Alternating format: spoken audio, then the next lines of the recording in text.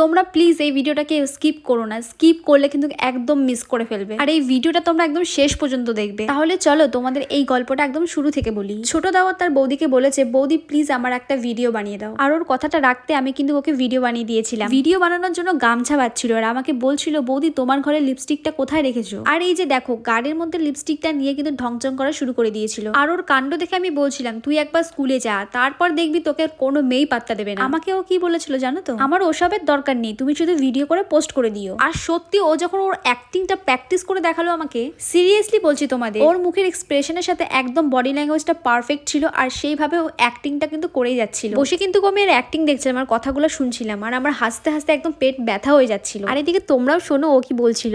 করে দাও। আমি তো ডাক্তার নাকি রে ঢেপসিমুখী, প্লাস্টিক সার্জারি লাগবে মনা। বাই। অ্যাক্টিংটা ও কিন্তু বেশ ভালো করে। আর তোমাদের কেমন লেগেছে সেটাও কিন্তু জানিও। আর এই ভিডিওটা দেখে তোমাদের যদি কখনো মনে হয় ওকে কিন্তু মুভি আর সিরিয়াল শুটের জন্য কিন্তু নেওয়া যেতেই পারে। আর এই কথাটা শুধুমাত্র একটু মজার জন্যই বললাম। আর এখানে সব থেকে বড় কথাটা হলো যে এই অ্যাক্টিংটার প্রতি ওর যদি ভালোবাসা থেকে থাকে, ইন ফিউচারে ও কিন্তু এটা নিয়ে এগোতে পারবে। এইদিকে ওর কিন্তু দাদা চলে এসেছিল, আরো ভয়ে কোথায় যে লুকোবে সেটা কিন্তু ও খুঁজে পাচ্ছিল না। যাই হোক, তোমাদের এই ভিডিওটা কেমন লেগেছে অবশ্যই জানিও। দেখা হচ্ছে আবারও, এখন টাটা।